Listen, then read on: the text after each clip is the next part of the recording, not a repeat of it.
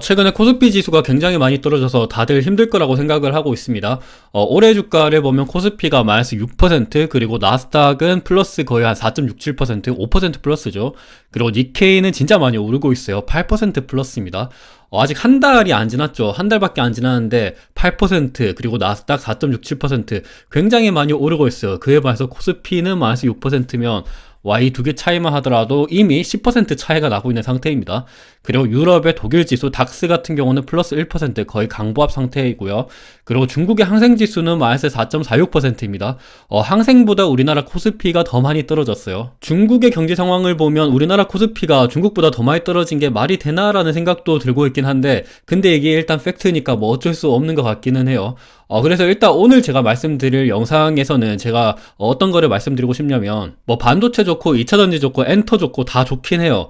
근데 앞으로 추세적으로 봤을 때 어떤 산업을 투자하고 어떤 종목을 투자하는 게 좋을 것 같은지, 그리고 최근의 추세는 조금 변화하고 있는 게 조금씩 느껴지거든요. 그 부분에 대해서 한번 말씀드려보도록 할게요. 그러니까 어떤 종목을 투자하는 게 좋을 것 같은지에 대해서 한번 말씀드려보도록 하겠습니다. 일단 최근에 뉴스 헤드라인을 보면 이런 기사가 있었어요. 한 달 만에 8조 이탈 초비상.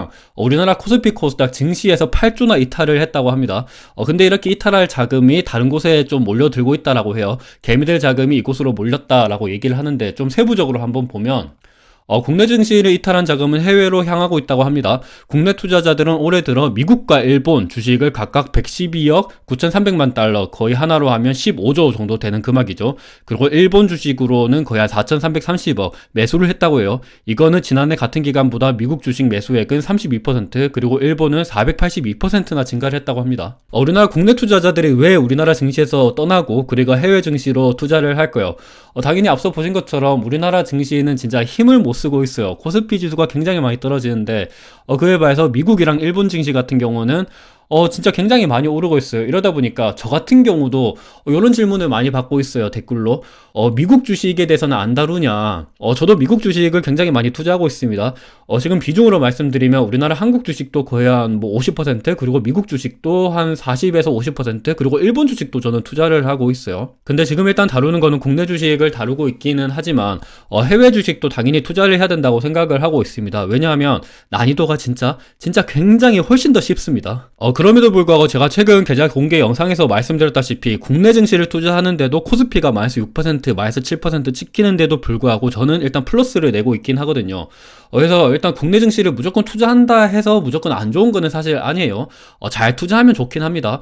그래서 어떤 종목을 잘 투자하면 좋을지, 그리고 왜 뭐 미국이랑 일본 주식은 왜 최근 들어서 많이 증가를 하고 있는지, 이런 것들을 봤을 때 어떤 부분이 중요할 것 같은지, 그리고 그 중요한 부분이 국내 증시, 국내 종목에서는 어떤 곳에 적용이 될 수 있는지, 그거에 대해서 한번 말씀드릴게요. 일단은 코스피 PBR 추이를 보면 요거는 2002년도부터 거의 한 20년, 22년 정도 되는 기간이죠. 그때 동안 PBR 추이를 나타낸 건데, 보면 쭉 계단식 하락을 하고 있었습니다. 그리고 과거에는 보면 좀 높을 때는 거의 한 1.9배까지 PBR이 올라갔었어요. 그리고 뭐 한 번씩 이렇게 박살이 났었을 때가 있었는데, 요때는 IT 버블, 그리고 2008년도는 글로벌 금융위기, 그리고 2010년도는 코로나 때죠. 요때는 당연히 경제 위기 상황이었기 때문에 PBR이 이렇게 당연히 많이 하락을 하는 거는 당연했습니다. 근데 이렇게 추세적으로 하락을 하는 거는 조금 이상하다라는 거죠. 그리고 지금 PBR을 보더라도 거의 코스피 종목 평균으로는 0.9배 정도밖에 안 됩니다. 한 배도 안 돼요. 한 배도 안 된다라는 거는 지금 그 기업이 가지고 있는 자산 대비해서 그 자산 순 가치 대비해서 시가총액을 제대로 평가받지 못하고 있다라는 거거든요. 그리고 전 세계 뭐 일본이랑 미국이랑 유럽이랑 이런 증시를 보더라도 PBR이 한 배 정도밖에 안 나오는 곳은 없어요. 일본은 예전에 한 배 정도밖에 안 나왔었는데, 근데 일본이 좀 많이 바뀌었죠. 이 부분에 대해서는 뒤에서 한번 다시 말씀드릴게요. 일본이 바뀌고 난 다음부터 일본 증시가 갑자기 많이 살아나고 있습니다. 과거에는 일본이 뭐 잃어버린 30년, 잃어버린 20년 이런 이야기를 많이 했는데, 요거는 이제는 완전히 과거 이야기죠. 최근 일본 증시를 보면 진짜 미친 듯이 올라가고 있습니다. 나스닥보다 훨씬 더 강해요. 그래서 우리나라 증시도 좀 많이 바뀌어야 되는데, 어떤 부분이 바뀌면 좋을지, 그리고 그 바뀌는 부분에 있어서 제대로 실행하고 있는 곳을 우리가 좀 눈여겨보셔야 된다, 이런 말씀을 일단 드리고 싶습니다. 싶어요. 근데 코스피 PBR 추이를 보면 일단은 계속해서 떨어지고 있는데 최근에는 바닥인가? 라는 생각도 조금씩 들고 있죠. 기술적 분석을 하시는 분들이 이렇게 뭐 선을 긋고 많이 보시잖아요. 근데 떨어지고 있다가 최근에는 조금씩 옆으로 누워가고 있는 모습을 보이고 있어요. 그치만 아직까지 PBR은 한 배 이하다라는 점을 한번 살펴보실 수가 있고, 그리고 증시 고객 예탁금 추이를 보더라도 60조까지 찍었는데 최근에는 50조까지 거의 진짜 10조가량이 떨어진 상태입니다. 잠재적으로 주식시장에 흘러 들어올 수 있는 고객 예탁금도 이렇게 줄어들었고, 그리고 CMA 계좌 잔고를 보더라도 많이 줄어들었거든요. 이 말은 우리나라 증시에서 많이 떠나고 있다. 그래서 어떤 점을 보셔야 된다, 다른 점을 보셔야 된다라는 말씀을 일단 드리고 싶고, 그리고 산업을 보더라도 반도체 마이너스 4.5%입니다, 올해. 그리고 2차전지 많이 떨어졌죠. 16%나 떨어진 상태입니다. 자동차 마이너스 4%, 그리고 헬스케어, 바이오 마이너스 9%, 그리고 IT 마이너스 9%다 떨어지고 있어요. 그리고 뭐 철강, 에너지, 화학도 많이 떨어졌죠. 근데 유일하게 좀 여러 산업 중에서 유일하게 많이 오르고 있는 곳이 지금 은행, 증권, 보험입니다. 대표적으로 주주환원 정책이 굉장히 강한 곳이죠. 그래서 이런 부분들을 봤을 때, 그리고 일본이 과거에는 PBR이 1배 이하였거든요. 근데 1배 이하인 곳에 이제 정부가 많이 나서서, 일본 같은 곳은 PBR 1배 이하인 곳에 주주환원 정책을 강하게 가져가라. 그러니까 뭐 자사주 매입 소각을 적극적으로 해라. 그리고 배당금을 늘려라. 이런 식으로 적극적으로 조치를 많이 하고, 만약에 PBR 1배 이하로 계속해서 유지되고 있는 곳은 어떤 제재를 가하겠다. 이런 식으로 강하게 말하면서 좀 증시가 많이 상승을 했거든요. 근데 뭐 이런 것들을 봤을 때 은행, 증권, 보험 같은 경우는 대표적으로 우리나라에서 주주환원 정책을 가장 강하게 가져가는 곳입니다. 근데 이런 곳이 최근 들어서 좀 강한 모습을 많이 보이고 있어요. 그리고 은행, 증권, 보험 말고도 전통적으로 뭐 통신 쪽도 주주환원 정책을 강하게 가져가는 곳이죠. 대표적으로 KT, SK텔레콤, LG유플러스 같은 경우도 올해 주가를 보면 많이 오르진 못했습니다. 근데 상대적으로 뭐 2차전지 굉장히 많이 떨어졌고, 자동차, 헬스케어, IT, 그리고 철강, 에너지, 화학 전반적으로 다들 많이 떨어졌어요. 필수 소비재 ETF도 많이 떨어졌습니다.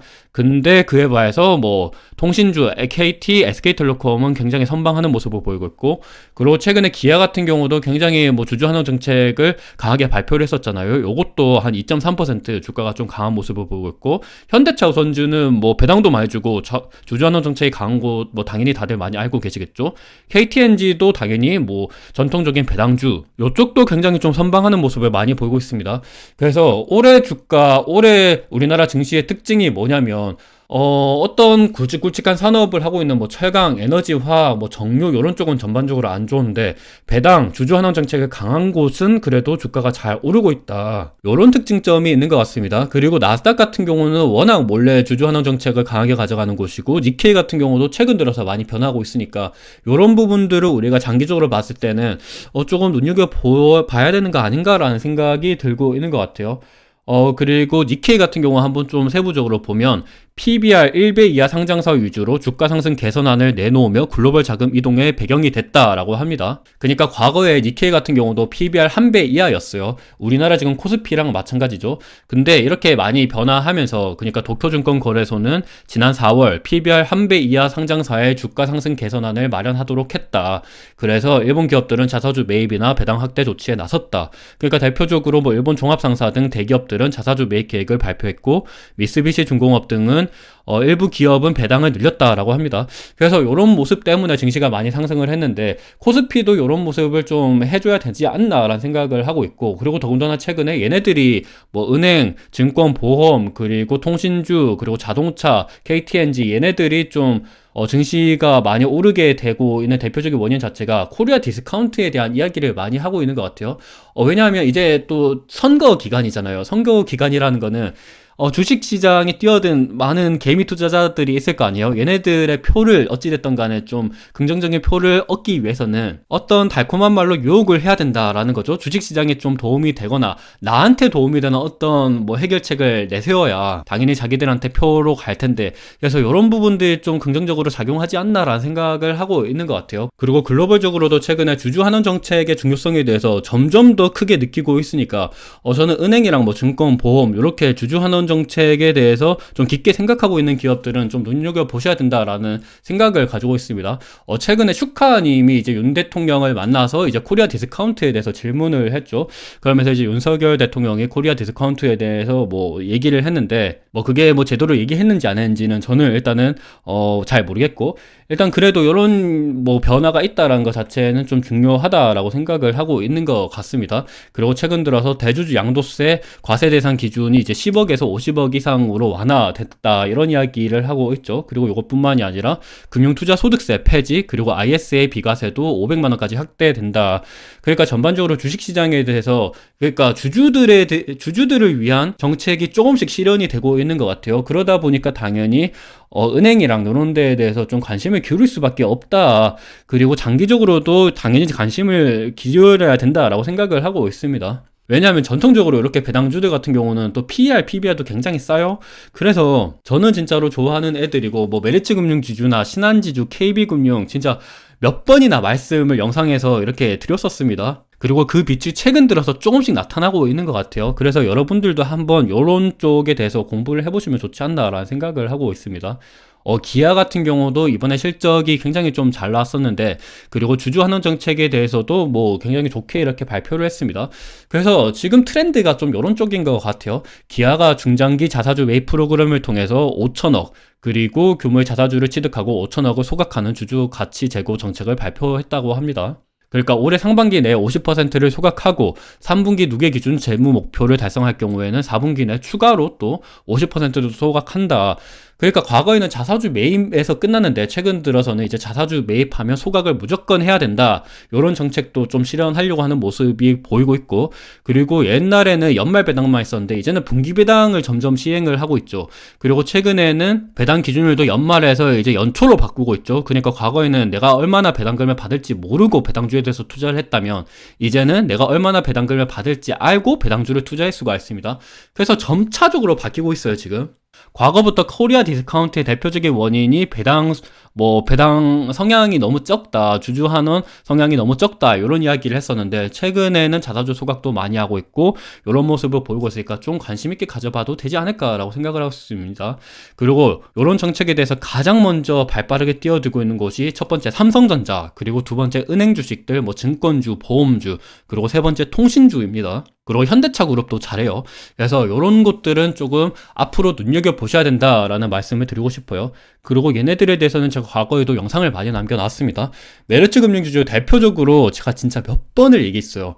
주가가 하락하면 절호의 기회다. 요때가 52,500원이었는데 지금 요거보다 훨씬 더 주가가 많이 올랐죠. 그리고 메리츠금융지주는 최근에 코스피가 7% 고점 대비해서 떨어졌는데, 메리츠금융지주는 지금이 역사적인 고점입니다. 역사적인 고점을 매일마다 갱신을 하고 있는 중이에요. 그래서 당연히 메리츠금융지주와 같이 주주환원 정책을 강하게 가져가는 기업은 좀 눈여겨보셔야 된다라고 생각을 하고 있고, 그리고 최근에 뭐 이런 영상도 남겨놨었는데, 지금 가장 싸다고 생각하는 섹터 요거는 은행이었습니다. 은행도 좋죠. 그리고 뭐 은행주 주가 하락 관련돼서 하나금융지주 41,650원, 우리금융지주 12,590원, 요거보다 지금 주가가 많이 올랐어요. 태영건설이랑 홍콩 H지수 ELS 관련돼서 악재가 있고, 뭐 부실채권 관련돼서 상각도 해야 되고 이런 이슈가 있긴 하지만, 제가 이 영상에서도 말씀드렸다시피 증권은 조금 걱정이 돼요. 증권 같은 경우는 연체율도 많이 높고 부동산 PF 쪽으로 노출도가 크기 때문에. 그런데 은행 주식들 같은 경우는 보통 선순위 채권인 경우가 많거든요.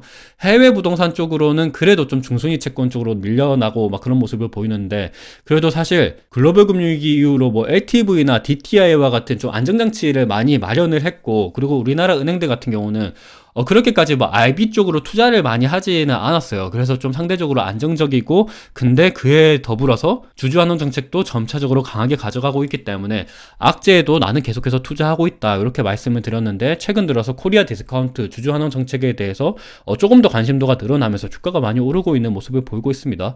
그래서 여러분들도 이런 것에 대해서 좀 뭐 장기적으로 좀 공부를 하시면 좋지 않을까라고 생각을 해요. 그렇다고 해서 제가 무조건 투자해라 이런 거는 아니고, 그냥 뭐 점차 트렌드가 바뀌고 있다. 이런 거에 대해서 한번 컨셉만 머릿속에 좀 기억을 해주시면 좋을 것 같습니다. 그리고 통신도 마찬가지죠. KT 같은 경우도 뭐 통신주로만 생각하면 안 되는 이유 35,450원이었습니다. 근데 지금보다 좀 주가가 많이 올랐죠.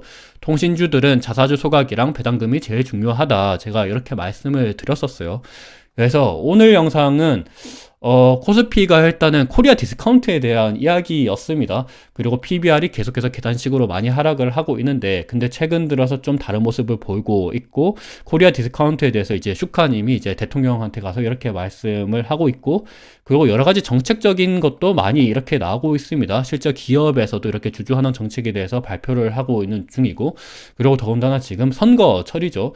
그리고 실제로 주가를 보더라도 전반적으로 산업 다 떨어지고 있는데, 근데 은행, 증권, 보험은 오르고 있고, 그리고 주주환원 정책을 강하게 가져가 있는 일부 기업들은 또 주가가 많이 오르고 있다. 이런 점을 한번 살펴보시면 좋을 것 같습니다. 오늘 영상이 어느 정도 도움이 되셨으면 좋을 것 같아요. 감사합니다.